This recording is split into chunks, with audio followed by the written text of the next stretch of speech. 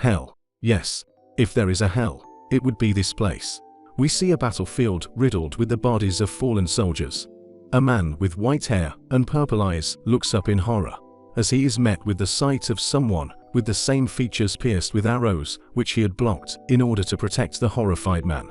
The man on the brink of death says, "Your Highness, Biren, this is all I can do, but if I can repay you with at least this, lift your sword again, and please don't stop."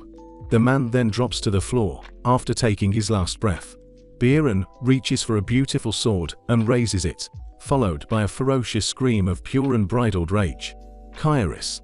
The nation set up by dragons and human. Kairos asked for the treasure that Biren's homeland named Sakrisha had. The axis of time. Biren charges forward, cutting down all soldiers who stand in his way. Sakrisha refused their proposal, and that was the beginning of Sakrisha's last war. We then find out that Biren is the king of Sakrisha. A flurry of magic circles surround a wounded Biren. I know it's already too late. I can feel that I'm nearing my death, but I can't let something like this stop my footsteps. Biren swings his sword into the ball of flames hurtling towards him. I'm the blade of Sakrisha.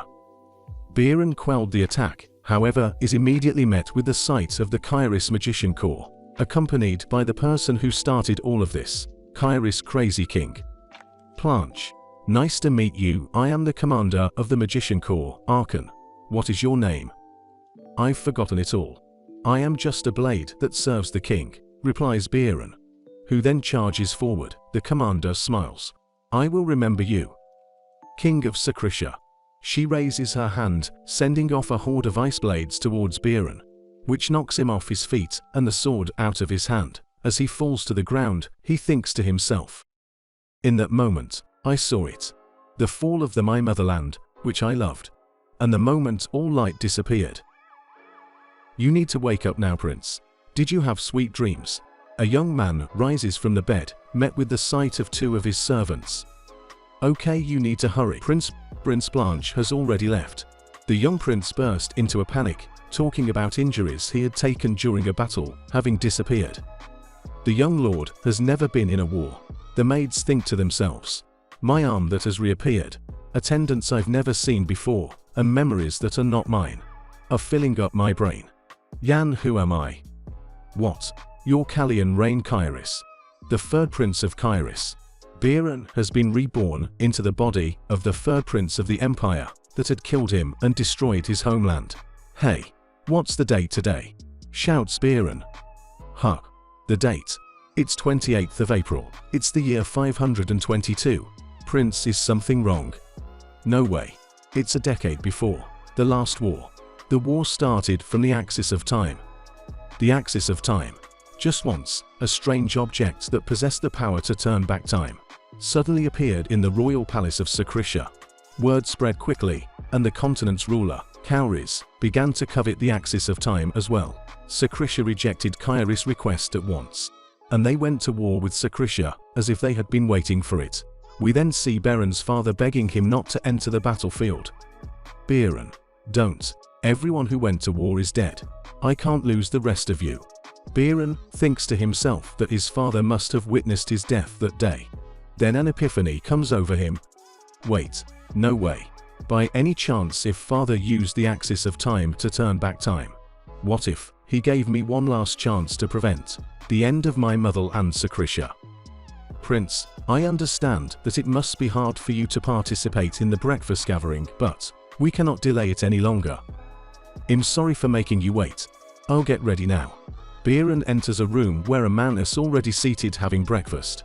This man is Randel Kairos, the first prince. The three princes of Kairos were all half-brothers and belonged to the bloodline of the Holy State.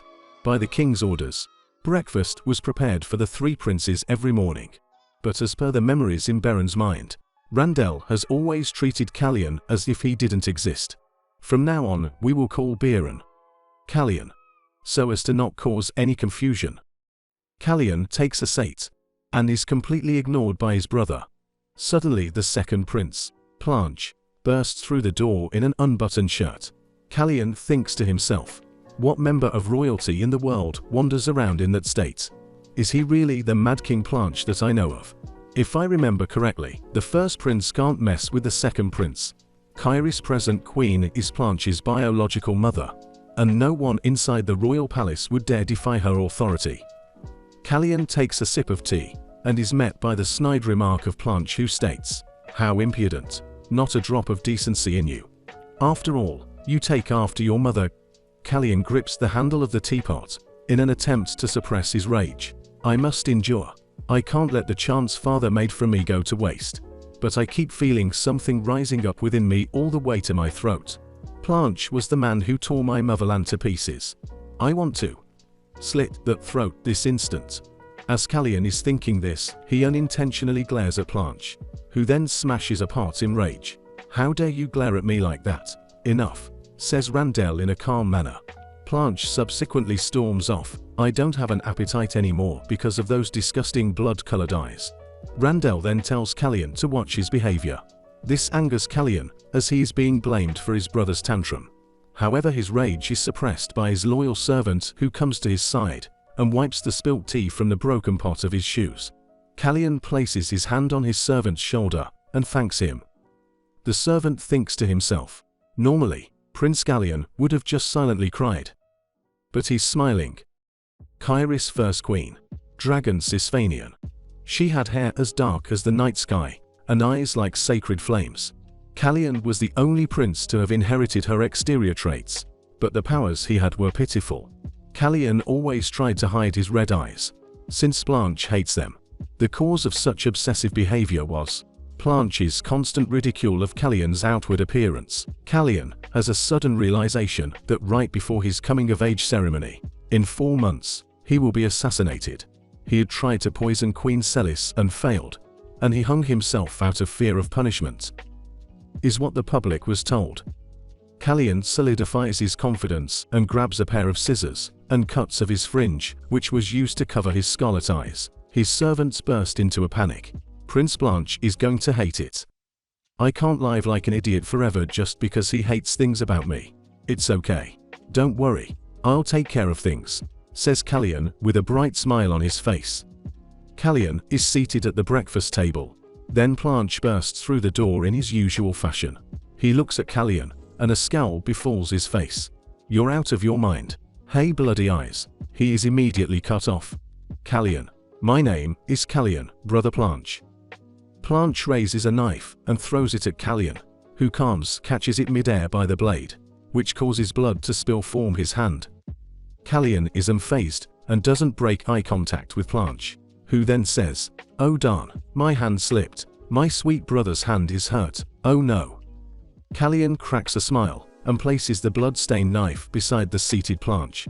"I am fine, brother, with whatever that was."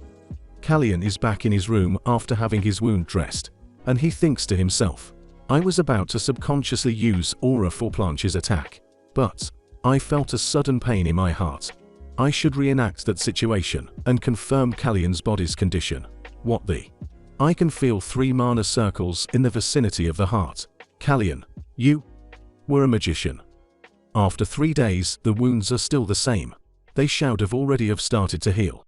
Kairis' royal family are the descendants of dragons, and to be exact, are the descendants of 2 of the 8 heroes who sealed the evil god, Hatchera and Sisfanian. Sisfanian gave the direct line of Kairis royalty the power of healing and the ability of magic, Sisfanian's blessing. In other words, Kalyan's injury should have healed a long time ago, yet it hasn't, and every time he uses mana, his heart suffers intense pain. At this rate, he'll just die when the assassin comes. Kalyan then thinks of anyone who could aid him in his troubles. Then he remembers about his father's upcoming birthday, in which the great magician Ellen Manisil will attend. He is one of only 3 or 4 people who are 7th circle magicians, and the idol of all magicians. In the past, Ellen was invited to the king's birthday and visited Kairis, and the stories of how a certain incident led him to be refused at the door reached the kingdom of Sakrisha. Ellen was then raised to an 8th circle great magician 10 years later, as the only magician to do so in the continent, and proved his abilities. There's no one like him when it comes to knowledge of mana. He'll be able to aid Kalyan in his body's problem. I'm getting used to this life. Already, the wound on my hand has finally healed. And Planche has been outwardly ignoring me since, which is for the better. Kalyan is out of breath after having completed some laps for his stamina training. He has been actively getting slower and less fit, even though he is exercising every day. He decides to think about it later as he walks over to the soldiers' training ground to observe their sparring sessions. "Who are you? If you have no business here, please leave," says the Night Corps commander. "The knights are bothered by your gazes and can't train properly." A servant retorts, "Show your respect. This is the third prince, Kalyan." The commander sarcastically remarks, "Is that so? So, you're Prince Kalyan. I thought you were some rat who was secretly watching." The commander carries on insulting the third prince.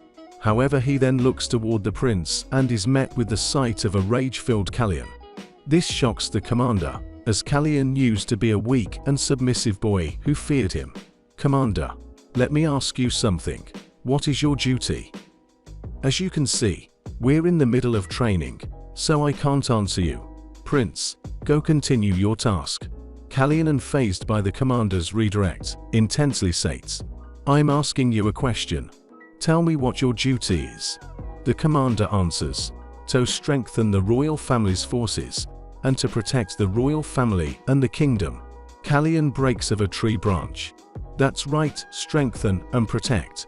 But you're a failure of both of the duties you just mentioned. If I were to describe what I've observed so far, your training is an utter mess."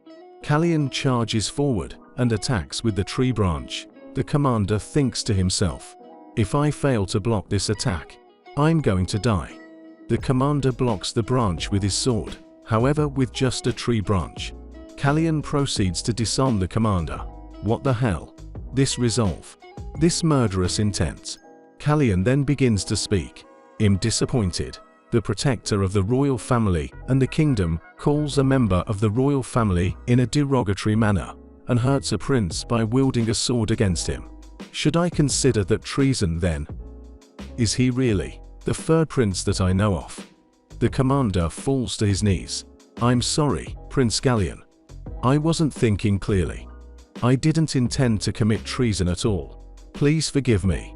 The soldiers are in shock due to seeing their mighty commander buckle and yield to the useless third prince.